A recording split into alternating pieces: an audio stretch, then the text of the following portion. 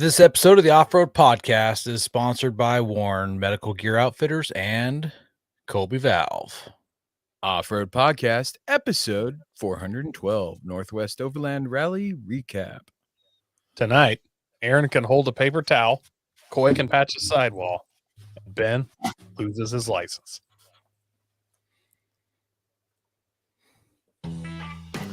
Welcome to the Off-Road Podcast, a podcast about everything. We cover the news, review products, interview people in the off-road world. And wow, I really messed that up and it's messing with me. I've got to restart. Welcome to the Off-Road Podcast, a podcast about everything off-road. We cover the news, review products, and interview people in the off-road industry. Your hosts tonight are Aaron, Coy, and my name is Ben, and welcome to the show. Man, that was brutal. Well, I would say that we are going to go ahead and talk about what we've been up to, but we were all up to this thing, right? Well, I did something that you guys didn't do. Okay. Yeah. I bought my first Walmart branded power tool. Heart Power Tools. Are you guys excited as I am? Okay. I'm curious. What did you get? I got it right here. Hold, please. Oh, while I turn around, everybody look at the shirt I'm wearing. I'll turn around really slowly. That is a pretty cool shirt, being, off-road podcast shirt. Hopefully that was long enough for everybody. Look at that. Heart. This is a 5-gallon. It's a beast, by the way. This is a 5-gallon water jug that has a little spray nozzle on it. I haven't figured out how to pull it out yet. There we go. Little spray nozzle. So you can hose off whatever you need to hose off.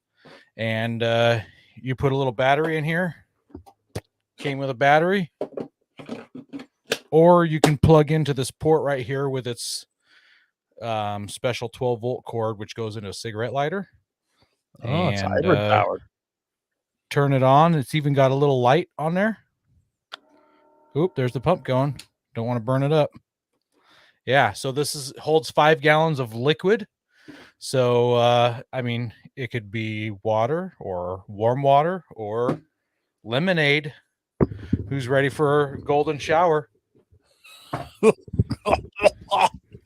So could we fill that with rubbing alcohol and then hold the propane torch? I'm not sure how much pressure it's got, but okay.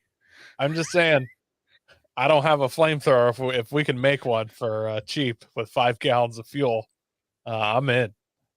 Okay, so this thing was like close to $200 or whatever to buy this bad boy, and Walmart is clearancing them out for like $51 shipped. So I bought one. It did not show up in time for the rally. I wish it had, because it would have been fun to bring it there and test it out. But I've got another trip coming up in a few weeks that I'll get to try it on. So we've got Eric in the comments, and Tree Loving Adventures says this is perfect for him to listen. He's on the road to get his VK swapped, and now he's got something to listen to. So Mark has a Frontier like I do, and he just let me know that he's getting ready to do the Titan engine swap in his truck. So I'm super excited for you, Mark. Did you guys do anything not Northwest Overland related this week? No. Yeah, no. Okay. Negative, Ghost Rider. Negative. Okay. Well, I'm glad I could hold the podcast up with my purchase, my Walmart purchase. Your back probably hurts from carrying the weight of all our content. That's it. I should mention that these shirts arrived just in time. By arrived, I mean I had to pick them up on the way to the rally for us to wear. So I got some shirts logoed up. We've all got shirts for the podcast. And if you're ever at an event and you see us and you can't remember our name, it's right here on the front. Mine says Aaron, in case you just know. For the audio listeners, we got like mechanic style, like if you were ever at a Toyota dealer. You've seen like the lube tech or mechanic there. It's got kind of the gray shoulders and a red stripe, and put our logo on the back and names over the pocket. Pretty snazzy. And then, and then I also got 3 hats thrown in the deal as well. I got a couple of them. Coy got one of them. Ben's head is too big for hats, so no hats for Ben. That's not a compliment. They are literally too big for hats. So, yeah. Well, let's jump to the listener feedback. Coy, do you want to handle this one? I do, because this is a close, dear, personal friend of mine, I can tell. It's 5 stars from Tim 1986. They are pretty okay. They definitely aren't the worst. Parentheses, except Coy, he's pretty bad. Anyway, if you need something to listen to while you search Craigslist for used tires or try to squeeze Titan parts onto your Frontier, this show will do. I was going to give this show 3 stars because of Coy, but I couldn't do that to the other hosts. Rock on, gentlemen. Rock on, Tim. Rock on. I don't know what I did to Tim. Other than exist for him to trash me so much. But you know what? It's 5 stars. Fine. I feel like he must have like kicked his dog or something. They can kick me off the show if they need to, and then it's just a more pure 5 stars. No, we're just docking your pay. Oh, not the pay. No. I think we docked your. Go to SEMA without me. Go to SEMA without me to pay for this, okay? Yeah. Okay. That'll be your pendants. That'll be my pendants. Travis says it was the Bud Light. That was a pre-op Bud Light, okay? It was a okay one. And Tim has had beef with Coy for months, long before Coy was even a host. So. Oh yeah. It's fair. It's understandable. We also want to thank our sponsor, Patriot Patch. Head over to patriotpatch.co and check out their selection of great patches, shirts, cleaning mats, signs, and stickers. You can also join the Patch of the Month Club for $15 and receive a patch, matching sticker, and artist proof each month. We got Bubba in the comments. Hey, Bubba, long time no see.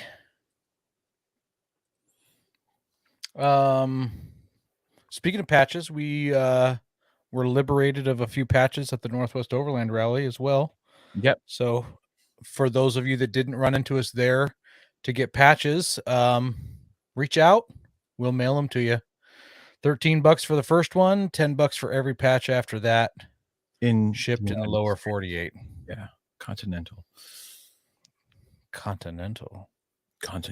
Have tire troubles ever left you deflated? Colby Valve has got you covered. Ever have a valve stem leak? Colby Valve makes reusable and easily replaceable valve stems that don't require you to remove your tire from the wheel. They work with your off-road rig, ATV, side-by-side, commuter vehicle, or even your tractor. Never be left stranded again because of a busted valve stem. They also have a tire repair kit for those punctures that keep you away from doing your favorite thing, wheeling. Make sure to check out colbyvalve.com or ask for them at your local off-road products store.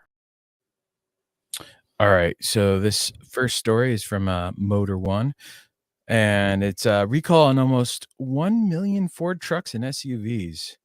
Man, I've been hearing that is a lot of vehicles to be recalled. Yep, and this is the most awesome way you could have a vehicle recall. Is they're recalling these nearly million vehicles because it lacks information about head restraints in the owner's manual. Which could cause a safety risk. I'm guessing mostly for like the headrest stuff for like kids and hooking the car seats, like how you're supposed to do it properly. That'd be all I could think of. The recall involves 2018 to 23 Ford Expeditions, Lincoln Navigators, the F250, 350, 450, and 550 and 600 series Super Duties and Super Cab or regular cab configurations with 3-passenger front bench seat. It involves a total of 979,797 vehicles. Good job on that. Good job on that number, because I was looking at that and I was tripping over it just looking at it, but it is 979-797. It's almost like a phone number there. Yep. And it's not the first time an automaker has recalled their vehicles for owner-related manuals. The first one, Aaron, hang on. I just realized Ben's dyslexia. If we flip that, it's the same either way. See what I'm saying? No. Yeah. It's not. You're only if he was dyslexic, it would work the other way. Okay. Well, I was crying. So the first vehicle was the Subaru's the 2022 Subaru WRX, because the manual lacked incorrect instructions on how to adjust the model's high beam sensitivity. But it only recalled 4,615 vehicles. So I find it interesting that it involves 2018 to 2023 expedition. That's like 5 years worth of vehicles. So they didn't notice this 4 years ago or 3 years ago or 2 years ago or 1 year ago. Yeah. And the Super Duties are from 2019 to current. Yeah. So I guarantee you they noticed it somewhere in there, but they're not going to fix it. Like, it's going to cost them money to fix it till they figure that they're going to have to print new owner manuals to give people. Well, like if they noticed it in 2019 for the 2018s, they could have updated the printing. It would just be an updated printing. Then they'd only have to recall, like, I don't know, 70,000 vehicles or something. It's just interesting that they waited or they didn't find it. So here's the funny thing is Ford has issued 29 recalls this year so far for a whopping 4.1 million vehicles. And the automaker ended the 2022 year with the most recalls in the United States at 8.6 million vehicles. So they're pretty much on track to be number one again. We're number one in the wrong category. Oh, Rick is sticking up for Ford. He says my Jeep had a manual recall in 2018. They just supplied a supplement to the manual. No big deal. Yeah, no, yeah. I think it's a hilarious thing for a recall is the owner's manual. Yeah. I like how Rick is acting like the only thing Jeep has ever recalled on 2008. It's like, that's their cheapest one. They're like, oh, this one's only a little piece of paper. Yeah. I was waiting for a joke in there about like a manual transmission recall or something. Yeah. All right. Well, our next news story is that the Ford Ranger Raptor wins at the Finke, and I don't know if I'm pronouncing that right, but I'm going to pronounce it that way the entire time tonight. The Finke Desert Race. So the Ranger Raptor has been on sale everywhere in the world but the United States, but it is coming soon. And Ford's been out testing this bad boy all over. So they've been running this truck in its stock form, except for safety equipment like roll cages and stuff like that, at various off-road events. At the Baja 1000, they scored a class win. At the Simola Hill Climb in South Africa, they also scored a class win. And now this time is the Tats Finke Desert Race in Australia. They scored another class win, and they used actually the exact same vehicle and drivers that they used in the Baja 1000. So the Finke Desert Race goes from Alice Springs to Finke and back, covering 286 miles. And they did the entire round trip in 5 hours and 56 minutes. So how quick is that? So if it was 6 hours and if it was 300 miles, that means they'd be averaging 50 miles an hour. So they average just a tiny bit under 50 miles an hour by my math there. So, and the article says that they completed the second half of the journey. So my guess is the way back in 2 hours and 51 minutes and 18 seconds, which is a production 4-wheel drive class record. So that's pretty awesome that they beat a record. I thought I read somewhere, I couldn't find it in 3 different articles that I read, but I thought I read that they beat it by like 1 hour, the entire Okay. race. I'm glad you said that because I was thinking it was like a half. It was a lot. It wasn't by 4 minutes. It was a chunk. Yeah, they won it, but I wasn't in this article. I looked in another article, and the first article I grabbed didn't have it either. So I don't know where I saw that, but I swear I read that it did it 1 hour faster. So that's a big deal. And it is apparently it's Australia's toughest off-road race. So that's pretty cool. And then the last thing here is I've just kind of got a quote from somebody. It says that the Fincke Desert Race is one of the toughest events on the off-road calendar and one that we've wanted to take on for a long time, says Justin Cappuccino, who is Ford Performance and Specialty Vehicle Engineering Manager for Australia. To have been able to achieve what we have over the past few days is truly a dream come true for me and my team. We made it happen with some excellent and committed partners and a small and dedicated team which grew as the program did. Our Ranger Raptor finished as well as it started and seriously looked like we could drive it back to Melbourne. It is an incredible truck, and we are immensely proud of this outstanding result. So that's a pretty cool thing. That they were able to hammer on it, and even more so that it's the same truck that they used in the Baja 1000, which we know is very grueling. So Yeah.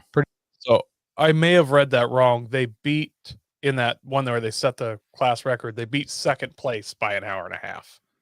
It doesn't say what they beat. Okay. And to be fair, second place was in a 76 Land Cruiser. 1976. It's probably a 76 series. Maybe they're saying a 76 series. I don't. Okay. Let me look again. The Ranger Raptor win was a team. Hang on. Nope, that's the wrong spot. He finished in a Toyota 76 Land Cruiser. Yeah, by nearly an hour and a half. And then there was a Mitsubishi MK Triton, which didn't even complete.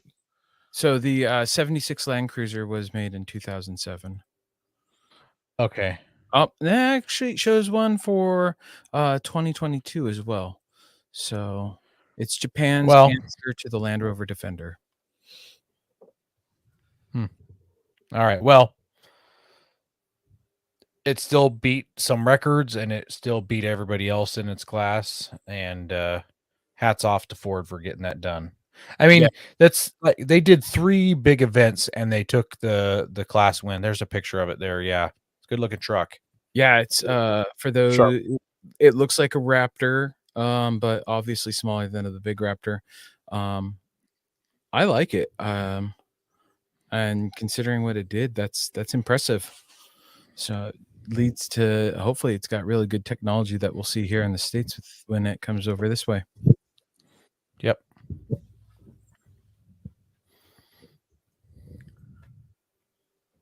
Go prepared with Warren Industries. They produced the first recreational winch in 1959 and lead the industry with their dedication to quality and reliability. When you dig yourself in deep, make sure you have the right tools to get yourself out. Get Warren equipped and go where others can't. Now, let's get ready for adventure and head into our main topic.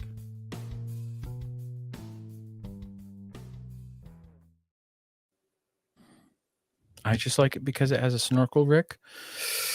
Yeah, no, it's not just the snorkel. I mean, showing what my snorkel did for dust prevention in my motor.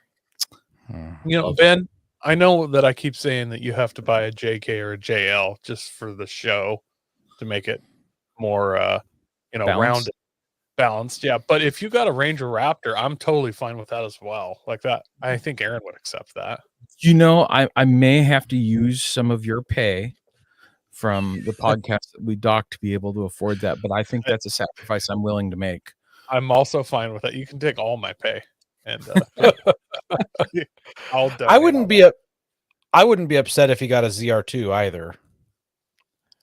I wouldn't either, but I would make fun of him more, even though it's a great vehicle. I'm sure I could find more things to poke at. I love the ZR2, but my big worry is that I'd bend the frame, I'd taco the frame, and then then I'd be in Ben, trouble. you're a big guy, but you're not that big. No, I don't mean that. I meant like jumping it, because I accidentally do that. Well, if you haven't tacoed your 4Runner's frame, I don't think you're going to taco the ZR2's frame. It's like a C channel frame though. No, I'm pretty sure it's a Oh. box frame. They were bending. They were bending where I think it was a shock mount came up, and there was a hole in the frame, so you could access the nut to the top of the shock or something. They're Did they bending fix at that spot. They have. I'm sure they did. Probably not. Yeah. It's Chevy. They're like, oh, that's because you're abusing it. You just weld some plate there. Yeah. Yeah. All right. Well, this past week, the three of us amigos went to the Northwest Overland Rally in Plain, Washington, which, for those listening, is kind of the northern central part of Washington.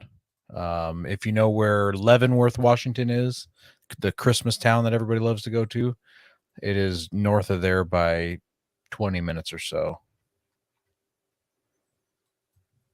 A bit of a drive for us Oregoners, but not terrible. Man, that's almost the dead center of the state, honestly, looking at it on a map. Leavenworth is just about the very center of Washington. So I was the first to get on the road to head that way, and I left a little bit before 7 o'clock on Thursday morning. It opened at 1 o'clock on Thursday to regular people like us. So I wanted to get there as early as we could. I wanted to snag us some good sites, and start walking the grounds before anybody got there. And left a little before 7. I had to stop at a job site, pick up some electrical gear, bring that to another job site, drop it off, and pick up the shirts from my coworker. He actually picked the shirts up for me the night before, and then got on the road. And then we had a potty stop, then we had a lunch stop, then we had another potty stop, and we had a fuel stop. And the joys of family. Yeah, that's just kind of what happens. It took us 7.5 hours to get there. It was a 6-hour drive, took 7.5 hours to get there. So that's just kind of how that goes. Not a big deal. I mean, if I didn't have to stop and pick up our shirts and go to the job site, it would have probably saved me at least 30 minutes. So the joys of family added that hour of time getting in there. So not a big deal. We rolled in, and I got us some campsites, started setting up, let them know how many people we're having, because the sites aren't that big. They're only 20 foot by 20 foot. Yeah. Which is enough to put a rig with a trailer next to it, or a rig with a tent next to it and an awning. And that's about it. You can pay for more sites and things like that, but that's what we had going on. So how long did it take you guys to get there? Coy, you were the second one to get on the road. Yeah, I left at noon. I got there right at 7 o'clock. Okay. So it took me 7 hours in. What about you, Ben? It took me 3 hours to get there. And I left on Friday. I had some family stuff going on. The kids were taking off Friday morning, and before they left me, I have no children for the rest of the month. Oh no! What will you ever do with yourself? I feel so sorry for you. I know, right? So, that whole kids, I'm never having them. Like right now, it feels like this is what it would be like without children. It's very nice. So yeah, it took me 3 hours to get there because I was fighting Friday traffic, heading up north, because I took, I had to go to Federal Way, and then I took I-5 to 405 to Highway 2 and went up over Stevens Pass. And I think you guys jumped the pass earlier and went up through like the east side of the state, right? Yeah. So Google tells both Coy and I to drive up through Portland, up through Tacoma to Seattle to get there. And Coy and I both know that's a terrible idea, because That's a very terrible idea. Well, it Yeah, says as it's soon a as you half hit hour 'em. faster, I think, to go that way, or 40 minutes, which I'm just like, no, Yeah. that's not when there's traffic involved. Yeah, maybe during COVID, but not any other time. You cannonball run it through there during COVID. Yeah, yeah, exactly. So we both kind of went up to Portland and went east along the two states borders, which is the Columbia River, then crossed a bridge and went up through Yakima that way. So yeah, That's we went much up the more scenic eastern feel. side. It definitely is a lot more scenic. Yeah, so I got there, I want to say, what was it, about 1:00 on Friday? Yeah, something like that. Yeah, it was pretty much 1:00, I'd say. Yeah, but it took me a minute to get in because when I went and bought tickets, I didn't wait for the confirmation screen, and I put in my old debit card, and so I went into. I'm like, hey, I haven't seen that email. I should print out that paper just in case my service is spotty when I get up to the sign-in thing, and because I'm showing up late, and there's no email, so I emailed them. They're like, oh, we'll have a spot for you. Yeah, it looks like your card didn't process it at all. So, yep. I couldn't buy tickets online beforehand because I waited too late to check that I had an email. So I've learned that for next year. Well, next year I'll buy early. But I gotta talk to Ray while I was sitting there. We had Ray on years and years and years ago, and we were talking about having him on again because he's still listening to the show, which is pretty cool. And I've been thinking about going up to Canada and running the Whipsaw Trail, which is, I think he said, like an hour away from his house. So that makes sense. Eric says Yakima is the Palm Springs of Washington. They actually have a sign as you enter Yakima that says the Palm Springs of Washington. So I've never been to Palm Springs, but my wife lived in Yakima for a year while we were dating, and it's nothing how I imagine Palm Springs.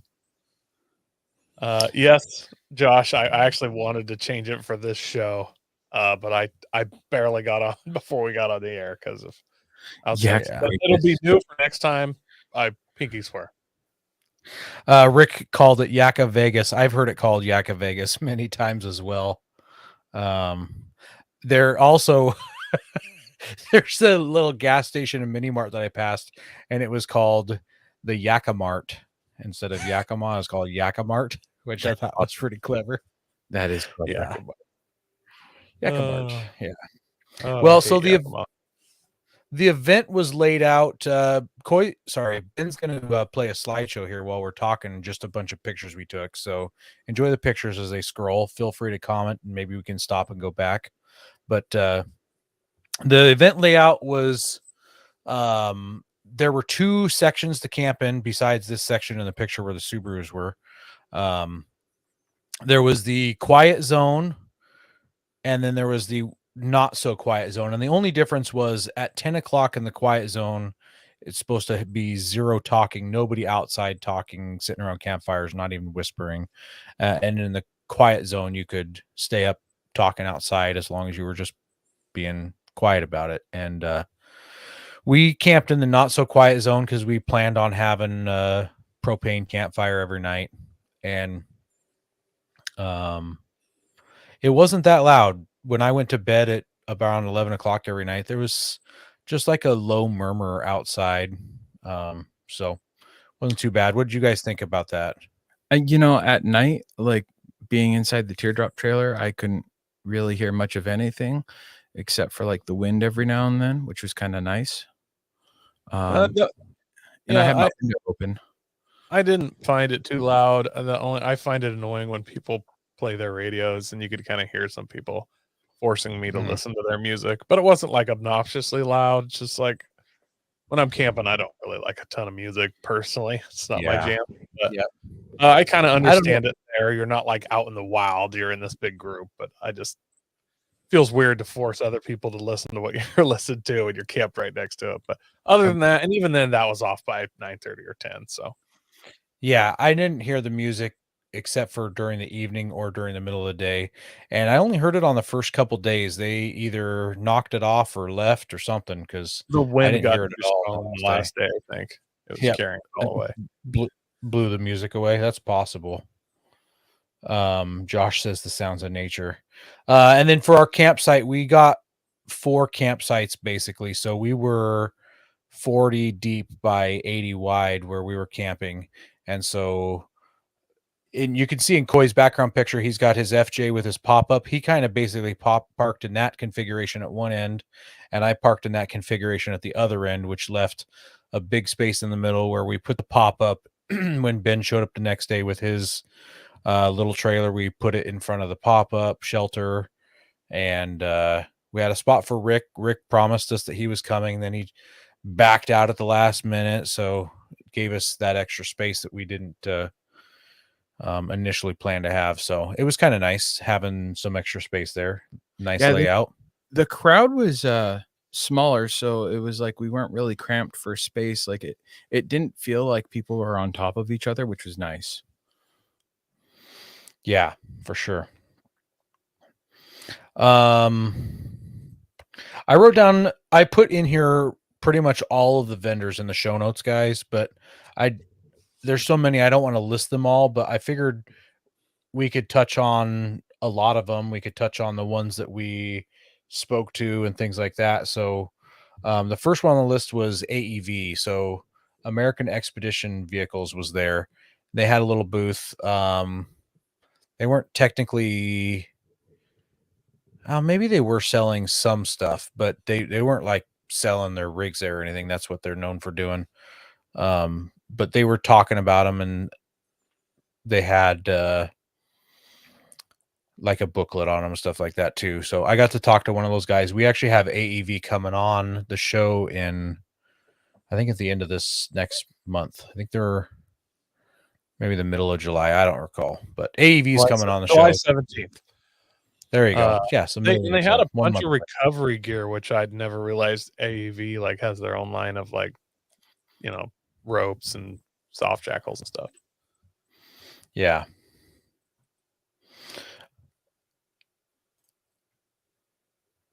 You guys want to pick some here? Yeah. Cascadia 4x4. We talked with him. They make like solar. They're almost like a solar sticker that goes on your hood or roof rack. He makes different solar solutions that are kind of vehicle specific. They're really cool, and he makes a few other things. I think like a license plate flip up for mounting a license plate in front of your winch fairly type thing. We're gonna here's one right show. You can kind of tell on the hood of this XJ is this black pad. Did I say XJ? You did. Oh, sorry, FJ owners. This very FJ has one on their hood, and we actually what wasn't you and I, Aaron, that were walking together, or were all three of us together, and we commented on it, and they said they liked it. Yeah, we were all together. Yeah. I like it a lot. We're gonna try and get them on at some point if we can.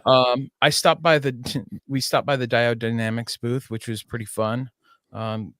Great company. I've dealt with Diode Dynamics.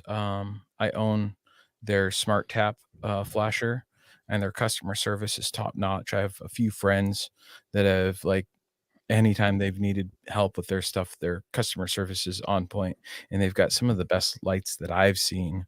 Is it just me, or does it feel like Diode Dynamics like really upped their game in like the last couple of years? Because I'd say like the last 4 or 5 years, they went from, hey, here's headlight bulbs to here's an off-road offering of like great proportion. Well, they made like light bars, but they were like super generic. It seemed like kind of the same as all the other brands, and now they're like bespoke, their own design, super legit, like kind of raw design, like looking like really cool looking lights. Their original light bars, if I remember correctly, were super high priced, and they just looked generic, but a lot of it was they were assembled somewhere else, so and they used higher quality parts, so they were a better product. Beyond Clothing was there, and that sounds kind of silly to talk about clothes, but I enjoyed talking to them. They make they started out making clothes for the military and things like that. And then they applied those designs and started making civilian clothing. And I just enjoyed talking to them about how they made some of their clothes and the textiles they used and some methods and stuff like that. They got some really nice stuff. It's not cheap, but it's definitely quality looking gear. Yeah. I stopped by Helwig's booth and talked to Mike from Helwig. Yep. I'm friends with Mike. I've known him since I started going to the rally, and he's friends with Jeff and Melissa from formerly Rugged Overland Outfitters. Now it's Expedition Essentials. And Mike's a super cool guy, and we've actually got Helwig coming on the show. We're still working on setting the date for that, I believe. Yep. And Expedition Essentials was there as well. Yep, which I hung out with Jeff and Melissa quite a bit too. Mm-hmm. Yeah. Then Maple Grove RV was there, which nothing about them in particular. But they were selling, and I'm trying to remember the name of this brand of RV. They're kind of they're like a cargo trailer. Intech. Intech. Yeah, it's like a toy hauler, but with stuff for it.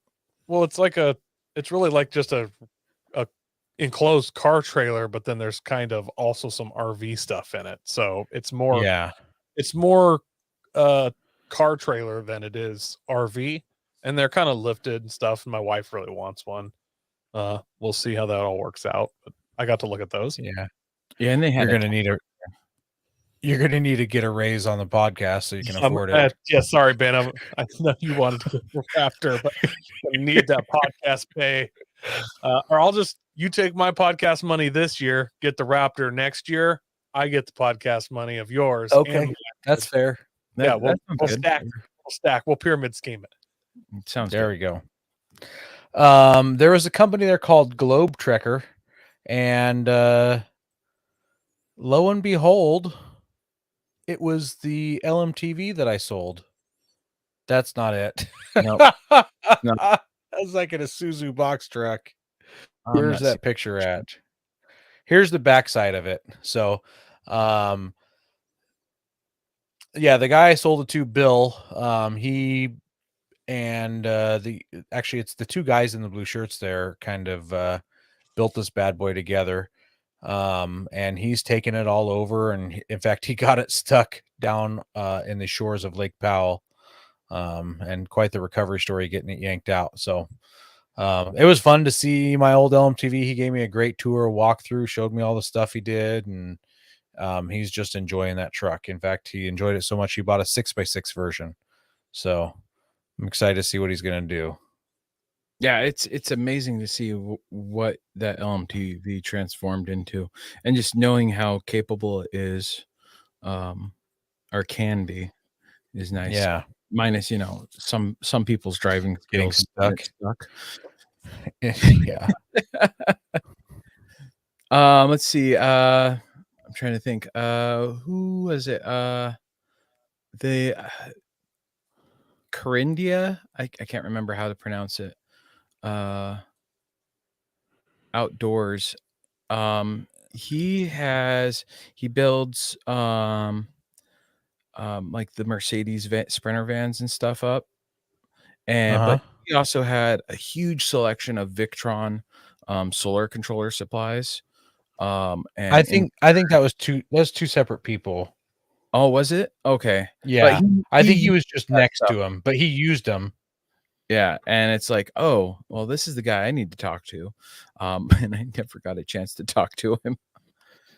Yeah, he was out. I didn't get a chance to talk to him either. He wasn't at his booth. He wasn't at his booth when I went by one time. Lone Peak Overland was there. I checked out their it's like a truck shell, truck cap, canopy, whatever people might call them. The wedge camper. It has a wedge camper at the top of it. But yeah, I was checking that out. I showed that to my wife, and she didn't say no. She just said maybe in a couple more years when the kids can sleep on a tent, because there's definitely isn't a room for kids in it. So I'm saying there's a chance. Which is nice because what Thomas, your son, your oldest, he's what, 12 now? Wasn't he sleeping in? Yep, he just turned 11. He slept in the swag rather than in the rooftop tent with us. So you should start that slideshow back up, Ben. And then we can just throw pictures on over top of it as it plays. There we go. Another one, Mammoth Overland was there. We just talked about them in the news a couple weeks back.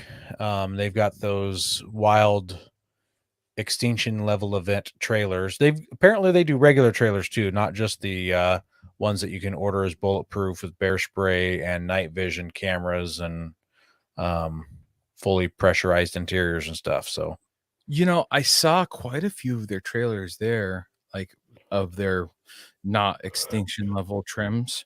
Yeah, they're really nice trailers. And it sounds like they were a whole lot more affordable on the non-extinction level. Yeah, I would assume so. Northwest Overland was there too. Dan. Yep. And he was actually working. I didn't realize who he'd gone to work for, but he works for Next Jump Outfitters. And Next Jump Outfitters, I think we're going to have them on in a couple months. They sell flatbed kits, but it's kind of unique. So it's a flat. You remove the bed of your vehicle, put this flatbed on it, and then down the road you can buy this trailer chassis, and the flatbed can go on the trailer chassis, and then you can add on to that flatbed like a front tongue box, some side boxes. You can make it so a slide-in camper can go on it, stuff like that. Yeah, it's a really cool system. Definitely unique. Then Oscar Overlanding was there. It's called Oscar Overlanding Shovel Plus Axe. He makes a locking shovel axe system and then kind of a wind deflector / roof rack extension for if you have a rooftop tent with load bars on it, then it's kind of a wind deflector that goes in front, but then brings your load bar. You have a front load bar instead of just on the tent. And then he also makes a propane fire pit / grill / griddle. And I was super impressed with it and talked with him a whole bunch about it, and then said, I'm going to come back tonight when this thing's fired up, show it to my wife. I'm going to try to talk her into buying one. And I came back and he said, look, man, I thought about it all day. I just started making these. I'd love a little feedback. Just take this. And he just gave it to me. So I owe that guy. And I'm pretty stoked. Yeah. It was really cool because I wanted to see it in action at night too. So I came with you, and dude was just super excited to see you come back. He was like, what do you think? Would it be okay if I just gave it to you? And I'm like, yeah, absolutely. With my arm some more, please. Why are you asking me? So you got to say that he didn't know that you were part of the podcast either. Yeah. So it wasn't like scratch my back, I'll scratch yours at all. To him, you were just some guy. Yeah, I was just some guy that was super enthusiastic about this fire pit. Yeah. And then he's just like, you live kind of close to me. He's out of Portland. And he's like, use it. Let me know if there's anything that needs changed. I just started making these. So yeah, it's a really cool system. Yeah, it all folds up and it's all super self-contained, but then also has legs that fold out and kind of hold it off the ground. I'm really excited. I'm going to bring it on our McGrew trip. Yeah, and, good idea. He was talking about it and he was like, yeah, poor families in Mexico have these and it costs them $70 to get them down there or something like that. And so he decided to make one for up here and made some improvements on it. And it's like, hey, you can grill your eggs. It's like, I don't know. It's like having a scuttle, a fireplace, and a grill, barbecue grill. Grilled eggs.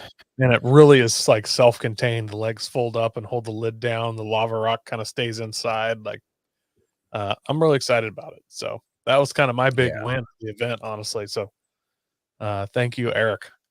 Eric was his name. Oscar is the name of his dog. Yes. Yeah. I guess we should clarify that. Overland Oscar Company's named Overland. after. Yeah. Oscar's Yeah. a blue healer, super cool dog. Yep. Rally Tech was there. It was pretty cool looking at their stuff, seeing what they're doing with the Subarus. Because I mean, there was a lot of Subarus there. I mean, we mentioned the group of guys taking a picture of their Subarus. Wow, that's something went up with this video. But like there's a lot of Subarus, so it was nice to see Rally Tech there kind of helping rep them. Overland Solar, they've been there. I thought I heard they've been there every year that Overland, Northwest Overland's been happening. If they haven't, they've been going for a really long time, and they sell some really quality. They don't have a lot of things for sale, but they've got some really quality stuff, and their solar is made in the U.S. We've tried to get them on the podcast a few times and never been able to make the dates or times work. I can't remember the reason, so we'll have to reach out to them again. I like their products. Let's see. Mountain Hatch USA. They're like tailgate cutting boards. And they make regular cutting boards. They were there and they had a pretty cool booth set up where they had some stuff that they were selling, like some cutting boards and all that. But they also had you could win a cutting board by playing them in cornhole. So that was pretty cool. And they sold a lot of cutting boards. I saw them everywhere. they either sold a bunch or lost a bunch. Hard to say. Well, I mean, they That gave dude some wasn't away. losing nothing. I watched my wife played him. Holy crap, he was good. My wife's really good, and she was barely holding her own, and he still beat her. And I felt like he was sandbagging. He was doing that kind of underhand, putting some English on it and spinning it around different angles and stuff. It's like this guy. Yeah, no wonder. He's really good. He was definitely good. Overland Training Canada, OTC, was there. They actually were involved in a lot of the vehicle training classes and recovery clinics and things like that. Every time I went to go talk to him, maybe because I hadn't showered in a couple of days, but he just kept walking the other way and was talking to other people. I didn't get a chance to chat with him. So a little bit of a bummer because I wanted to introduce myself personally before I reached out through the podcast, but they were doing a really good job of explaining stuff the few times I was in any of those classes and stuff. So I liked what they were doing. Overland Truck Store was there. They're a shop out of Belfair, not Belfair. What is that? Gig Harbor-ish? Gorst. There you go. And it's on your way to, like, it's on my way if I were to go to Tahuya. And I've seen all sorts of ads for like vehicles that they're selling that are set up for going to hitting the trail, which was pretty cool. But yeah, I didn't realize like they have actually like a storefront for like supplies, which was really cool. And I'm looking at working on getting them on the show. They were pretty cool little company. Because they'll even do oddball stuff. So I saw one time driving by there a first gen Kia Sorento, I think it was, lifted. And I've seen like one other guy off-road one and it wasn't his. So it was like, oh, that's different and they're semi-capable. You know, it's just a cool little rig. And then one that got me super excited was Tern Overland. And that's TERN, like the bird, the tern. Oh yeah. Is that what that is? Yeah, it's some kind of long distance Canadian something.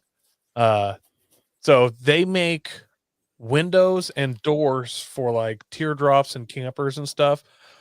But that's Wow, how exciting. Oh, it's not so really doing exciting. it justice. The quality of these things were insane. Like the latches were Yeah. really good. The windows had all these extra shade. It's hard to. I'd love to have them on the show. I started playing with their doors and windows and wanted to make. I was like, I need to build a teardrop trailer now. Like this is Yeah. the hardest part. And they were just everything about them were perfect.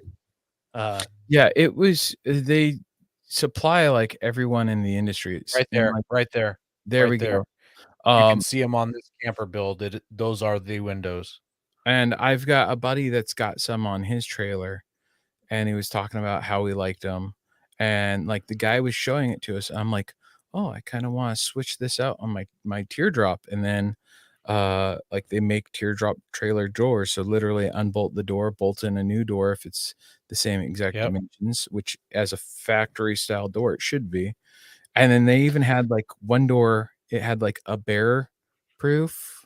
They called it bear proof door or something like that. No, I don't think it's bear proof. I just Bear think proof. that I think they use that term to say that your dogs can't scratch against the screen door when they're locked into a place. So that makes more sense. But it was really cool. I need everybody watching the podcast to notice in the very background of this photo, there is a red second gen Nissan Xterra at the show. And it wasn't the only Xterra there. You know, there could have been one more Nissan there. Yeah, like maybe one more.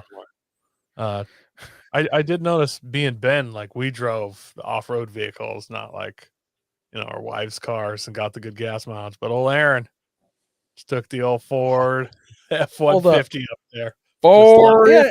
F-150. The F-150's got the FX4 off-road package and a rear locker, and it's running on 33-inch all-terrain tires. So, just saying. All right. So grandpa's truck's getting Just stuck. saying, I've seen you mock trucks exactly the same, but that's okay. I deserve it. Overland Journal was there, kind of. So they were being represented by one of their editors, Graham Bell. Graham and Louisa Bell. In fact, actually, in this picture is Louisa's hair at the far corner of that shot. Graham and Louisa Bell do A2A expeditions. They are South Africans who have driven up and down and around and spiraled all over the world. So in multiple different vehicles. So they were there. Had a good time talking and chatting with them. I actually, at this exact picture going on here, this was a Timbo Tuck Scotto class. Louisa was standing next to me, and she had asked a question about how you clean them. And so after the guy gave her the answer, I I quietly leaned over and said, do you not have a Scotto, Louisa? And she said, no, we don't. And I said, well, clearly you're not a true overlander. And then she punched me in the arm. So I deserved it. You mentioned Timbo Tusk being there. Yep. Vivid Lumen Industries, which I believe they're a Canadian LED light company. I don't know anything about them. I'd never heard of them before. Mark was saying that they do some business with them, and Mark is in Canada, so maybe they're a Canadian company. I don't know. Yeah, I thought I heard running a blank on his name, the guy who runs it. Ray? Ray, yeah, when during the raffle, Ray saying that they were a Canadian company. They gave away a lot of lights also at the the fireside. Yeah, I like last one. Their light starter kit was the FNG light kit, and it was, you know, kind of a starter pack. So that was a pretty cool play on words. Yeah, I wonder what that stands for. I don't know. I don't know. I'll have to Urban Dictionary. Yeah, look it up. Don't. Hang on one second. You should punch your mic a few more times. There we go. Okay, I had to grab this sheet of paper. So the last one to mention is that was in the vendor area was the Teton Overland Show. So there's another new Overland event happening in Idaho. This one is in Idaho Falls, so it's far to the east. And we told them we'd throw their show out there for our listeners to hear about. So their show is September 15th to 17th. So same kind of things going on at this show. They're going to be putting on at theirs. Yeah, and the cool thing is, I guess, if you're not familiar with the area, the Grand Teton Mountains are pretty close to that, and or Grand Teton National Park and Yellowstone are right there within view. So it's like one of those, you could go to that event and like pop over to Yellowstone for a day if you wanted to. No, that'd make a great trip. Maybe next year we'll do that one. Yeah. But there was a few other companies, and it was pretty cool. It seemed like there was a few less vendors. I know, like Warren and Factor 55 weren't there this year. And Fab 4 was also supposed to be there representing. Yeah. Let's see. There was quite a few that Ray mentioned that were supposed to be there, but they couldn't make it at the last minute. In fact, one of them, because they couldn't come, they spent the money that they had planned to spend on being there on the kids. So from 5 to 6 o'clock or something like that, or 6 to 7 o'clock, if you walked across the street to the grocery store, you could get a free ice cream cone as long as you were a kid, and it was all paid for by whatever vendor that was, and I don't remember who it was. So that was pretty cool of them. Yeah, that was really cool. Let's talk classes. You guys attend any classes? I did. In fact, I'm going to throw up on the screen the class schedule. If anybody, I don't know if people on YouTube are going to be able to see this very well. It's hard for us to even see it, but it's the class schedule that they gave us when you pull up to the gate, and it's laid out pretty well. It's done by the day. So Thursday it shows that you can start entering at 1 o'clock. At 4 o'clock, at 5 o'clock, there was a happy hour at the Mule tent. And then from 7 to 8 o'clock, there was a presentation at the campfire. And then from 8 o'clock on is the campfire and prizes. And then so you go to Friday, and it has all the events side by side. The white events are just regular events. The yellow ones are kids specific. And then the ones that are pink are like happy hours at places. So here's Saturday and then Sunday. So pretty neat. I attended some classes. So I went, like I mentioned, I went to that Scotto class.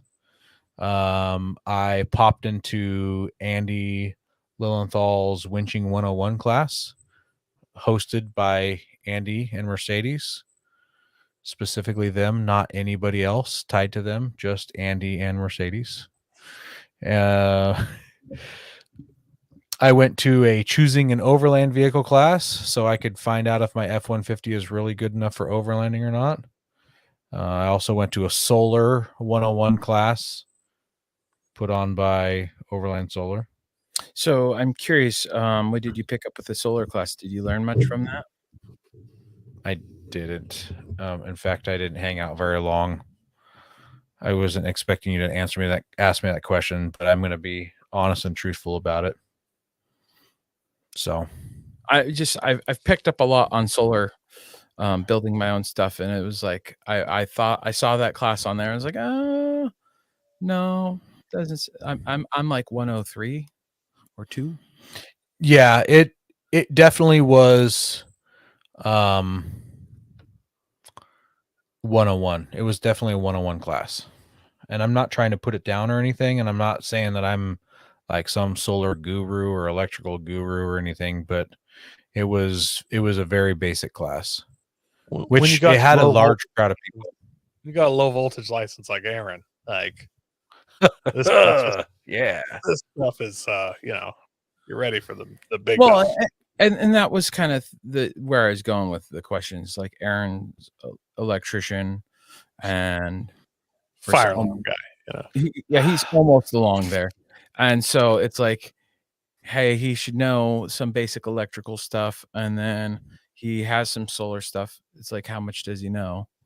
That was already spoken about, and it's like, one thing they did talk about was that solar panels are rated for a specific wattage, and let's just use 100 watts because there's a lot of 100-watt panels out there.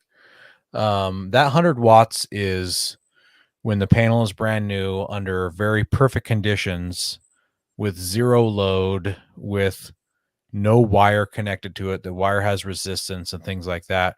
Once you start putting a load on it, connecting wire to it with resistance, running through a battery, through a charge controller, you end up with like 75% of what you had with a good system. Yep. With a not so good system, you get a lot less than that. So, one thing I did learn that I had no idea of, but it makes sense, is that charge controllers have an amperage rating. So, you could have 10,000 watts of solar, but if your charge controller can only handle 10 amps of solar coming through it, it may even overheat and catch on fire because it can only output 10 amps from whatever input it's giving. So you need to match your charge controller with your solar input. That was one thing I did learn. Well, at least your new charge controller you have is rated for 400 watts. Yeah, it'll handle plenty. Yeah. Well, I went to pretty much all the cooking classes I could, and then anybody that was giving away free food, drink, or booze, I pretty much went to all of those except for one. Oh, that was the one I went to with your wife, right? That was the one that you were like, "Hey, I'm gonna go get some brats," and I was in the middle of cooking dinner, and then my wife was like, "I'm coming with you." And I was like, "Oh, it's okay. I'll just be here in the kitchen making dinner." No, it was great because we went there and it wasn't brats. It was beer and gear. Yeah. Whoops. Oh, it worked out Beer good. They gear. brought me back a nice Bud Light, or maybe it was a Coors. I don't know. It was a Coors. Yeah, it was a Coors. I know, but I have to go with the Bud Light theme now. Now that I'm a Bud Light drinker. Yeah, go ahead. I was gonna say, how about you, Ben? Did you go to any I classes? mostly went to food things, but I did. I listened to Andy and Mercedes talk about the Alcan for a little bit, and then I was like, "Oh, I've heard this conversation before." And then it's because we had them on the show. I just wanted to see them. And then I sat at that beers and gears one and had 2 beers, and then I went back and had dinner. And I think that was the only one. I went to a lot of like, I listened to Dan when there was beers and brats. Okay, yeah. Because he was also talking about their whole trailer system. So it was cool to sit there and listen to that while I was waiting in line. Yeah, that was the Next Jump Outfitters guys. Yeah, there we go. Yep. Yeah, it was a good time. And the kids, so Coy and I both brought our kids. Ben mentioned that he I have shipped his off with his grandparents, so he had zero responsibility. You could tell my too. kids, yeah. My kids went to an archaeology class, which was really fun for them. There was a survival 1 and 2 class.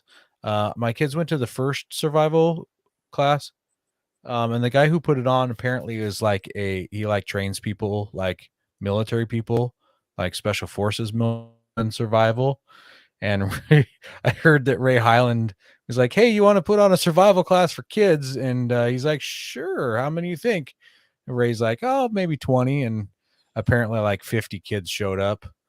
And he gave them a black garbage bag and told them to figure out what they would use it for to survive with. And so my son said he made a net with 50-gallon this. garbage bag. Like it was the Yeah. big garbage bags, extra large. You know Yep. what, though? I saw over the rest of that weekend, I saw kids playing with those garbage bags all weekend. I'm sure there's been less than 3 fatalities Yeah. from those Well- garbage bags. Well, like one of the ones I saw that a lot of the kids were doing is they made like ponchos out of them. Yeah. Which Son it was mentioned so that. windy. It was cutting so deep. I had a coat and I brought some pants, but I mostly had shorts. But it was so windy, even with the pants and my light jacket on. I was freezing to death. I was about ready to roll one of those kids over and just take his poncho. Take their poncho. Saturday night, I was legit ready to just walk away from the raffle. I was so freaking chilled from that wind. Oh, yeah. Well, I went back to our camp and grabbed blankets. So I made the kids wear sweatshirts and then put their jackets on. And then I went back to camp and I grabbed jackets for a blanket for everybody. Because, hey, look, there's another Xterra. Imagine that. There's a minimum of 2 Xterras there now. Photographic evidence. There was probably more Nissans that could have came, but they probably just drove like minivans and Volkswagen Passats and stuff and left their stairs Nissan Frontiers at home. It's possible for some of the rigs that we did see in the field that weren't really off-road rigs. Apparently my F-150 included. Honda. Apparently. So there was survival classes. There was a build a first aid kit. There's a scavenger hunt for the kids, a water filtration. And then every day they would close down the off-road course so the kids could ride their bikes on it. And on the first day I told Thomas, like, oh, okay, it's opened up, you can go ride your bike over there. And he like jumped on his bike and rode over there, and he was back in like 3 minutes. I'm like, bro, you said you were going to be gone for an hour riding your bike. He's like, oh, Papa, that course is so hard, I can't ride that course. I'm like, well, just go back and try it some more. And I know it's hard, you just gotta try it. He's like, no, it's just too hard for me. So Yeah, he gave up. he's your wife was talking to me, and I think you did too, that he's getting a little big for his bike. He needs like a mountain bike now. Yeah. Yep. Coy, I saw you do air quotes. Was that for the water filtration thing? No, that was like 4 minutes before with my camera. Okay. Froze. I wasn't sure when those air quotes came out. So all right. And then Yeah. we mentioned the ice cream at the grocery store, which was really cool because you guys did that every night. And I thought you guys were just going to buy your kids ice cream. And so the Saturday, I was like, I'm going to get ice cream too. And I just bought ice cream. Go get some ice cream. Yeah, I'm fat. I like ice cream. Yeah. Yep. Well, I didn't need any ice cream because I brought 17 different varieties. Oh, there's air quotes again from Coy. I brought 17 different varieties of Little Debbie's snack cakes. And Coy brought the other 16 varieties of Little Debbie's. So we had a Little Debbie's taste off there in camp. Did you have a favorite Little Debbie's, Coy? I mean, the good old standby, those oatmeal cream pies, man. I don't think they can be beat for me. There might be some others that are on par, but I don't think they can be beat.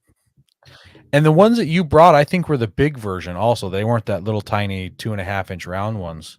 Mine were the full. So they weren't the Big Mac triple stack one that you could find every so often. Not that. But they were the extra large. Yeah. You also had a Snickerdoodle version of those. I never heard what you thought about the Snickerdoodle version. It was pretty good, but they're really small. So comparatively, yeah. I mean, they were literally half the size. But I like Snickerdoodles, and that tasted absolutely nothing like a Snickerdoodle in any way whatsoever. But if it had, it probably would have been better. But they were pretty good. I'd buy one again, I guess. Yeah. I have to go with the Nutter Butters. I hadn't had one of those in a while. And the little bit of peanut butter and chocolate together with that wafer was it was hitting the spot for me.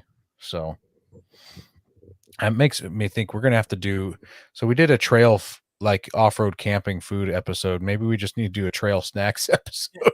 No, trail treats. My favorite part My favorite part about those Nutter Butters is they come 2 in the package, and I feel like I'm getting an extra one because, like, usually you just have one, but it's like, oh, I got 2 in here. That's I how can we see that. build the kids with those. I'm like, oh, you need to share those if you have one. Oh, clever. I'll have like a box of them, and like Teddy will get one. And he's like, Mom said I need to share. Do you want the other half, Dad? I'm like, yep. Okay. Okay, you're really twisting my arm there. Yeah. The dad tax. There you go. Yeah. So besides snacking out, what else did you guys do at the Northwest Overland Rally? I wandered around a lot, talking to friends, and everybody recognized me. All sorts of people did that I didn't recognize. Yeah. So it was like lots of talking to people. I lost my keys. I lost my license plate. If you're wondering from the intro there, my license plate disappeared on the way to camp. And then while I was at camp, I lost my keys, did not realize it. And so at the raffle, I got to kind of do like a walk of shame of, oh yeah, that's my keys. Like I was sitting Yeah, there. they did a lost and found. Yeah, they did a lost and at the found. They're like campfire. worn, what was it? Worn keychain, Washington shaped keychain thing with Bigfoot on it and a sandal. And I was like, oh damn, those are my spare trailer keys.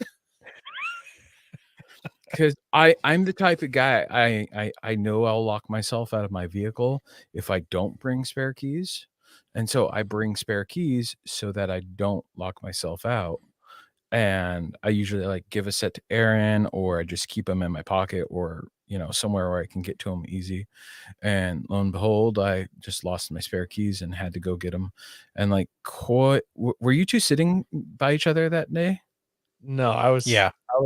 Well, we were, but I Oh, that's walked right. over to check on my Yeah. kid, and somebody else was like, "Oh, is that Ben?" I have no idea who those people were, and I was just standing behind them. And they're like, "Is he getting an award or something?" And then they're like talking about the keys. Award. They're like, "Oh, I think Ben lost his keys." And I lean forward and I'm like, "All right, now it's all snapping into focus. I get it now." And they all started laughing. So I crap talked Yeah. you to just complete random strangers, Ben.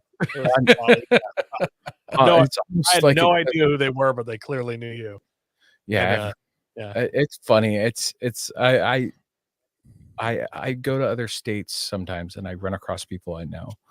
Don't know how it happens. They just know me from somewhere, or I know them from somewhere over the last 35 years of life. And it's just like, oh, there we go. Hi. So, yeah. I did a lot of walking around too. I walked up and down the vendor area probably 20 times. And then the three of us tried to walk together up and down every single row of campers, but Ben kept getting sidetracked or called from people. So at some point, Coy and I just left him, and we worked our way through almost all of the rigs. And then Coy's phone died, so we went back to camp. We never did make it to the quiet. I did. The quiet camp area. No, Coy and I didn't. Yeah. At least not together. yeah.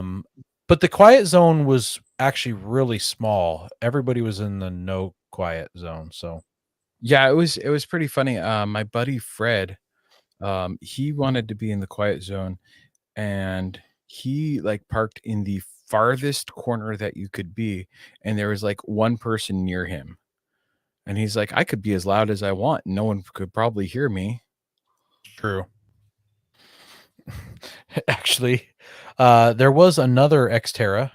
Speaking of Nissans at the event, the very first night that Coy and I were there, there was an Xterra parked right next to us on my side, and they left in the morning, and I never saw them again. And later that evening, I saw their rig in the quiet zone. I don't know if it was too loud for them, or they didn't like camping near all those people or something, but they up and moved. So that was kind of funny. They were an older couple. Oh, well, there was that couple with the kids that was across the way. Yeah, from right behind us. Yeah. There was a pretty young baby, which I kind of enjoyed. That baby had the exact same laugh as my son when he was little. So it was like, constant nostalgia the whole time. I was waiting for him to Oh, take off running, and he never did. He was always just like sitting there playing. I'm like, man, I wish my kid was as good. I would have never. Oh no, my he ankle. walked down. He walked away from him several times. Oh, yeah, I never he came over to see us once, but then got caught. shy right at the last second. Yeah. My wife took advantage of the showers there on day 3 on Saturday. So they have some showers that they set up, which are supposed to be solar showers. But I don't think the water ever gets warm. And basically it's like, if you imagine a circle that's cut into 4 pieces of pie, that's how the shower stall is. I think they have 2 of them like that.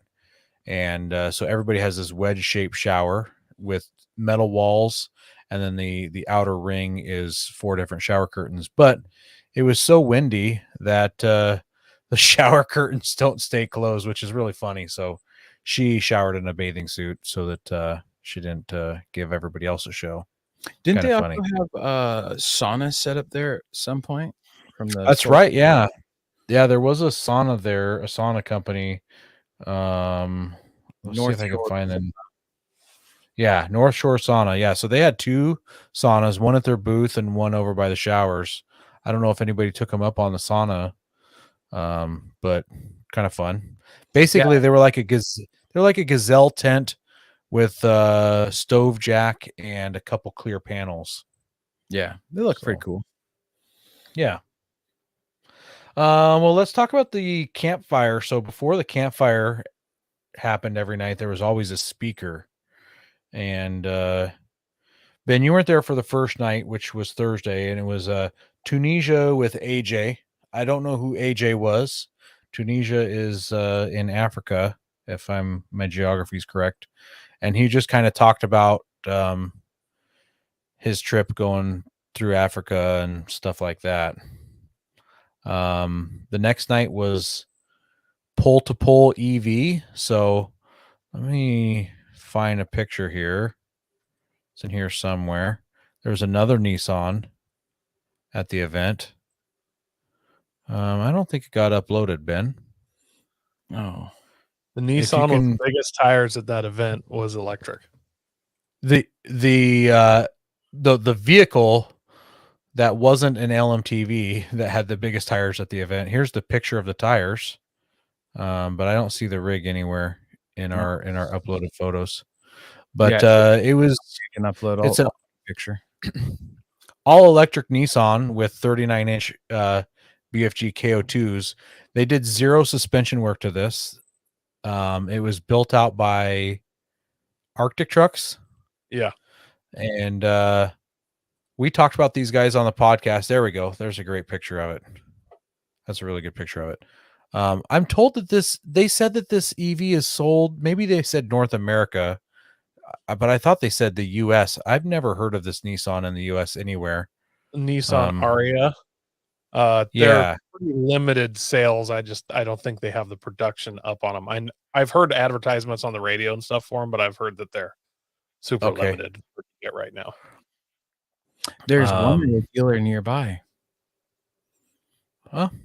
So it's an all electric vehicle. We did a news article about them. We're going to try to get them on the show as well. But they are talking. They're in the middle of their trip actually. So they started at the North Pole, the magnetic North Pole, and they're working their way down to the South Pole.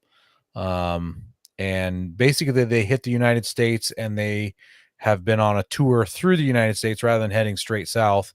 They went to Nissan headquarters. They went to BFG headquarters. I think they went to Michigan for something, and they ended up at Northwest Overland Rally. They're headed to Formula E in Portland this coming weekend. So if anybody's in the Portland area looking for something to do, they go to Formula E. So they were the Friday night talk. They did a really good job talking. They were pretty entertaining. And then last night was A2A Expedition, which is Graham and Louisa Bell. And they're really good speakers. I think they've had a lot of time to practice their speaking craft, and they did a great job. talking about their trips all over the world. The wind kept messing with the speakers there. Oh, that was funny. Which did not Yeah. help where I was sitting. It was extremely hard to hear them, but I heard portions of it. Actually, this picture, which is a section of the video, that's them talking in their tent. That's the talk that they gave about choosing an overland vehicle. I mean, should they really be given that talk though? They drove a Defender like halfway around the world. Just, I'd like to point that out. Yeah. Yep. Well, part of it was run what you brung, part of their conversation, and they definitely ran what they owned. Yeah. Why don't one of you guys talk about what happens at the campfire? Other people win things, generally. You just sit there and freeze to death while everybody wins cool stuff and you're 1 or 2 numbers off. Yeah. How many people you think were there? There was 1,000 people. You think 1,000? I don't think I so. would say closer to 600. I like Ben's number there. Yeah. Yeah, it was smaller than it has been in past years, seems like, but I mean, if you figure every vehicle there had 2 people in it, how many vehicles do you think were there? I didn't count the vehicles. 300. 300? And then plus vendors. Yeah, 600. Ben's like 600. That's okay. So if there's 2 people per vehicle, it's half of 600. That's 300. 300.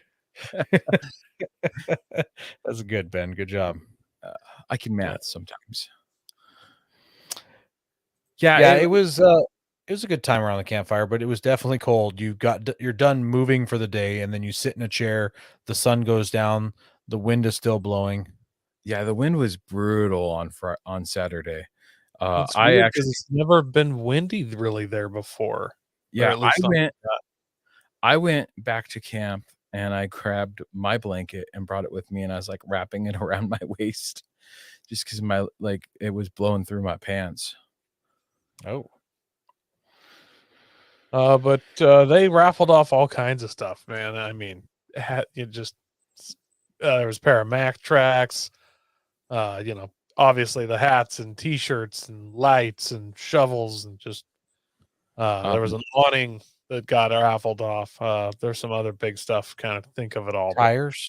A set of Yokohama tires. A box with some Colby valves, 2 patches, and a couple cards from the Off-Road Podcast were in there. Stickers, yeah. Oh yeah, because they got an OG Off-Road Podcast sticker, right? Yeah. Oh, something we didn't mention is we stopped at the first aid booth and we talked to the guy running that, and we showed him the first aid kit that we built with Medical Gear Outfitters. And, hey, look at that. There it is. And they got a pretty good kick out of it because we didn't say that we built it or anything. We just said that we bought it. And they suggested, what was it? Gauze, or not gauze, vet wrap, which is Co-band. There you go, which is adhesive tape, some non-adhesive gauze, and then they call it, and then some saline to flush a wound. Yeah, 3 things. So felt pretty good about that. Yeah, and then Aaron was like, "Hold on, let me run back to camp." So Aaron runs back to camp, and he comes back with his personal first aid kit. And I don't think they've ever seen a first aid kit like yours, Aaron.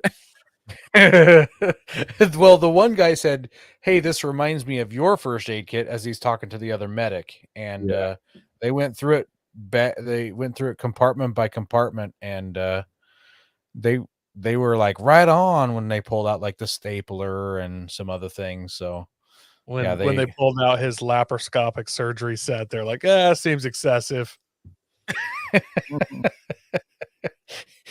Yeah, the cauterizer gun and things like that. Oh, they'd never seen a tick remover in a first aid kit. That made me. I've never seen a colonoscopy scope in a first aid kit either. But Eric's first aid kit is, let's just say, thorough. Yeah. Well, and I didn't get a chance to wash that before I put it away either. Sorry about that, guys. Did you guys win anything at the rally? Coy, you talked about that that stove that was given to you. Did you guys win anything? We won a sidewall patch kit. Oh. So, nice. And I don't have the brand of that just up right now. Give me 1 second. While he digs for that, Ben, what did you win? I didn't win anything, but I did get a couple free shirts. I think that's right. You got some shirts from Oscar. Yeah, I got a shirt from Oscar. Actually, I'm wearing an Expedition Essentials shirt. Says wear your pinstripes proudly. You've earned them, and they have some really good shirts right now. They had one about meat in it. It's bear meat in a tent. I can't think of what it was. I'll have to look. Yeah, so my wife bought that shirt, and it's a picture of a rooftop tent on a rig and a bear pushing a shopping cart walking past it, and it says "Top Shelf Meats." There we go. Yeah. So the sidewall patch kit, which technically I didn't win, my wife won, but well, wasn't she holding your tickets? So, yeah, but she keeps the tickets divided. She knows, which is I see. It was a glue tread 4x4 sidewall repair kit, and I've actually watched. I have a pretty extensive, not as extensive as Aaron's medical kit, but I have a thorough tire patch repair setup. Plugs. It's pretty good size. Most people probably don't have one as big as that. And I had actually been wanting to get some of these to put in there. So in there, I've watched some videos on them. They're actually pretty incredible what you can seal up. I've seen all these tire repair kits and like where they've got all that, and even the stuff I have from the it's not slime, but the stuff that Colby Valve did for one of their kits. And I'm like, man, those are awesome. And then I'm like, I realize every blowout I've had, like the tire's literally blowing out. There's no repairing that. Those are pretty cool kits. There was 2 versions of them I saw at someone's table. I do think we should have them on the podcast, whoever makes those kits, or glue treads, one or the other. But one of those kits was bigger than the one that Coy got, and it actually came with Colby valves in it. So I thought that was pretty cool. Yeah, it was nice to see Colby valves out in the wild more. What about you, Aaron? You won something, didn't you?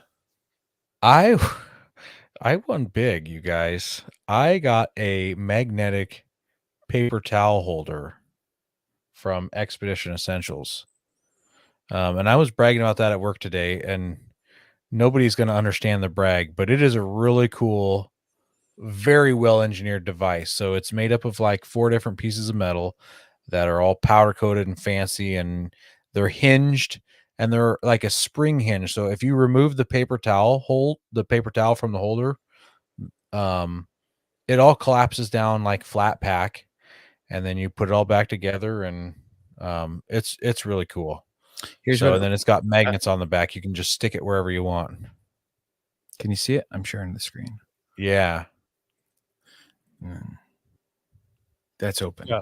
It flap packs, and then it actually has like a spring-loaded flap that kind of pushes down on the top with it, so the wind can't just walk away with it either. So exactly. Yeah. Side of your vehicle, pull off what you need, get your tent, just leave it there, and it won't. And as long as you're not driving an F-150. Yeah, and they're not expensive. We should test it, put it on the hood, and see if it actually can. What speed it starts unrolling, anyways. Well, I've got all aluminum panels on that bad boy. That's true. Not sticking. Yeah. We could put it on your so-called off-road rig that nobody has seen but me, apparently. So here's the shirt I'm rocking. There you go. And then besides that, my wife won a mug at the that clothing company. Who are they called again? Beyond Clothing.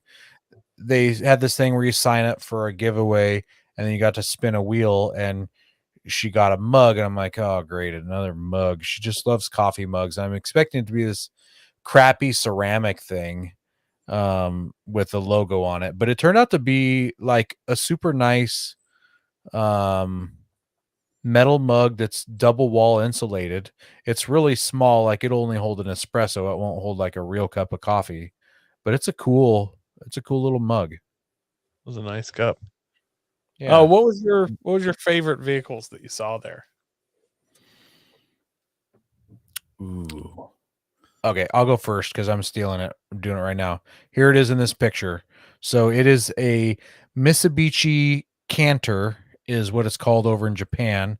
It's basically a Mitsubishi Fuso cab over truck. This one is a 4-door. I believe it was a fire truck in its previous life before it made its way to the U.S. And this rig, here's another angle of it. Parked next to a Unimog. This rig has been lifted by an outfitting company, and then they put a flatbed on the back with one of those tray canopy side pop out deals. And now here's this other picture of it. In between the frame rails, they built a slide out toolbox that is watertight, and it's basically their cooler, and it pulls out. It's like a 6-foot cooler full of beverages. So it was a really sweet rig. That was my favorite. I'm gonna go. This was mine right here. Mm-hmm. That was pretty cool. Yeah, it's just an old school, like the original Toyota camper.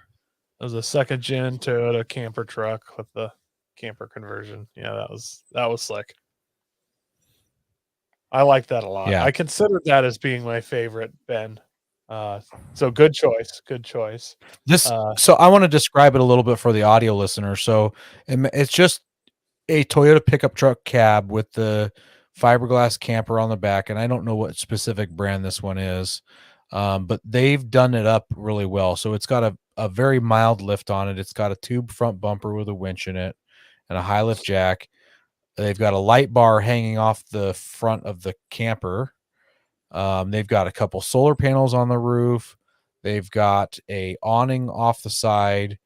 There's one of those cell phone a Wii Boost things on it, and a roof topper as well on it for more storage. And it has a weather monitor thing where it like tells you your wind speed and all that. Yep, They and probably- it's got a they probably wore table that attached to the side. Yeah, I bet the wind monitor got worn out for sure. It was just super clean.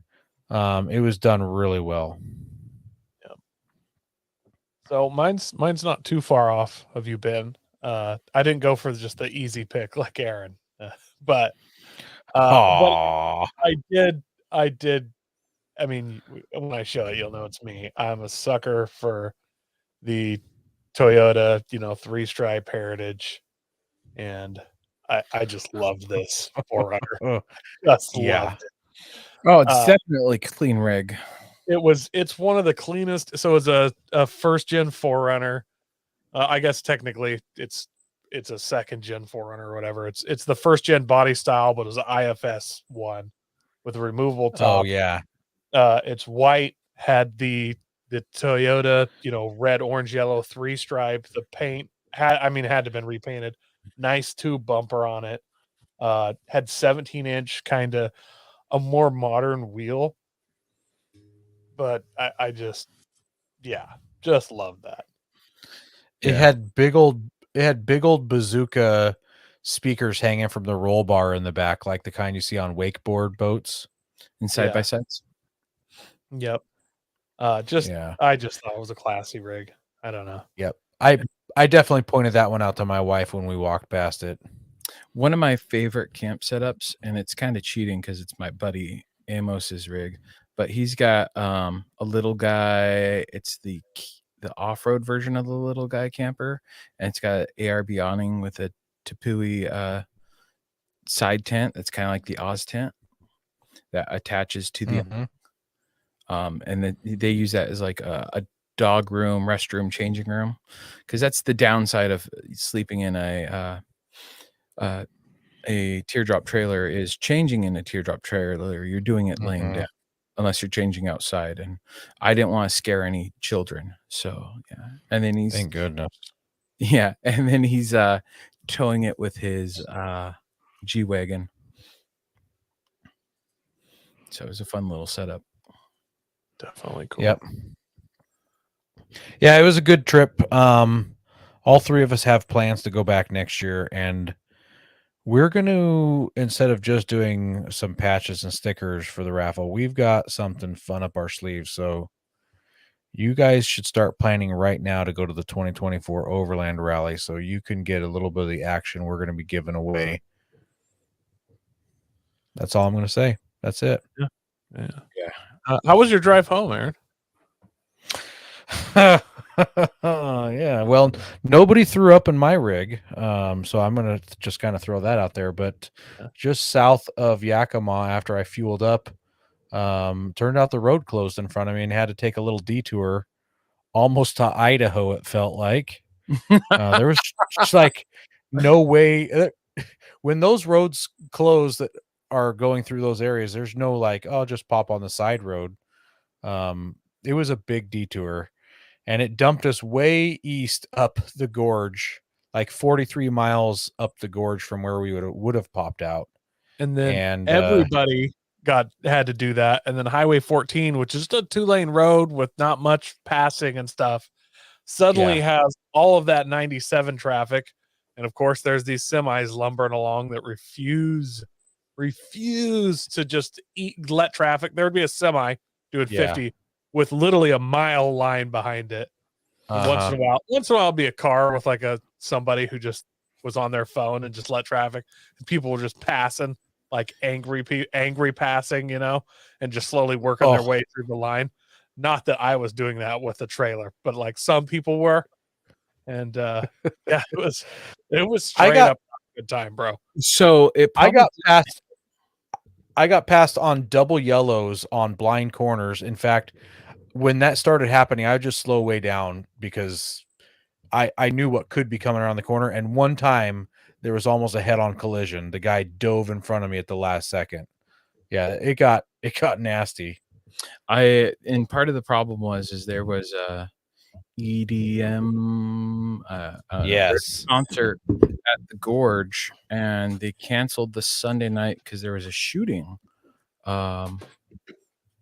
that happened, and so there was no Sunday night. I actually went to get gas in Biggs at one of the gas stations there, and because of all like that extra traffic, the way in the back is like truck fueling up, and then they come out beside it, and then there's a light, and so they're stacking up there. This gas station got so backed up it was like gridlocked, and they like one car would be able to get out, and they were all turning to go back to the freeway. And apparently nobody knew that if you go the other way on the road, it's a frontage road. You can get on 84 either direction, but they're all just trying to go right there. I drove like through the island, over the grass, over the curb, and just went the other way. Just like I'm not doing this. That's funny. I had no problem. I had no problem getting out, and I was right behind you, so that's weird. By right behind you, like 5 minutes behind you. So I don't know. No, not that gas station. I'm talking about the gas station at. I stopped in Biggs for gas. Oh, okay. How many times do you have to get gas? Wow, every 200 miles, buddy. Some of us good thing I drove that. Yeah, some of us are driving hybrids and EcoBoosts and stuff, so we actually. We got big heavy tires and stuff. When we do that, we gotta get some gas. Yeah. Costs us a lot more money to show up and represent the off-road podcast in our off-road rigs, but so it's worth it for some of us. I stopped off in Sultan on my way home and grabbed gas, and the gas station I stopped at had a crispy, what is it? Crispy something chicken. And it's a place that my dad and I used to stop at in Black Diamond. And they crispy, crunchy chicken. There it is. Yeah. And they have one in Black Diamond. Well, they had one there, and I was like, oh, score, just by chance. So I grabbed myself some spicy chicken tenders. The other thing about driving home on the gorge, I'm sure you experienced this, Coy, because we're in the same timeline there. It was so windy in the gorge, and we were pushing a headwind the entire way home. I could feel it fighting my truck all the way home up the gorge. What almost got me is it started raining hard right as I was coming in like Portland Gresham area, and the drains are clearly plugged up on the highway. Like Yeah. just all of a sudden see brake lights come on, and I just see shine across the whole road. I'd slam on my brakes and just boom, a wall of water like over the truck. Yep. Yeah. All right. Well, next week we've got Rugged Rocks coming on to talk products and gear. So make sure you tune in for that, you Nissan listeners. Make sure you chime in, ask your questions, do all the things. We understand there's only 3 of you out there, but it's okay.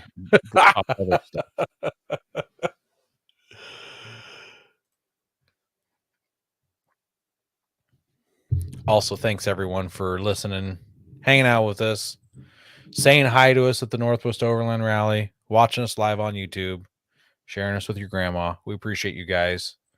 Make sure you're sharing us with your friends, helping us grow. God bless America. Don't forget to visit Patriot Patch and join the Patch of the Month Club. Check out our Gaia affiliate link for up to 40% off. Also, don't forget to head over to Warren Medical Gear Outfitters and Colby Valve to see all their great gear. We're a proud part of the Firearms Radio Network. Got a comment or question? Send it to us through our webpage at firearmsradio.net or through our social media channels by searching for Off-Road Podcast. Also, you can listen to us live at overlandradio.com Mondays at 7 p.m. Pacific. When off-road, please remember to have fun, tread lightly, be safe, and courteous. Thanks for listening.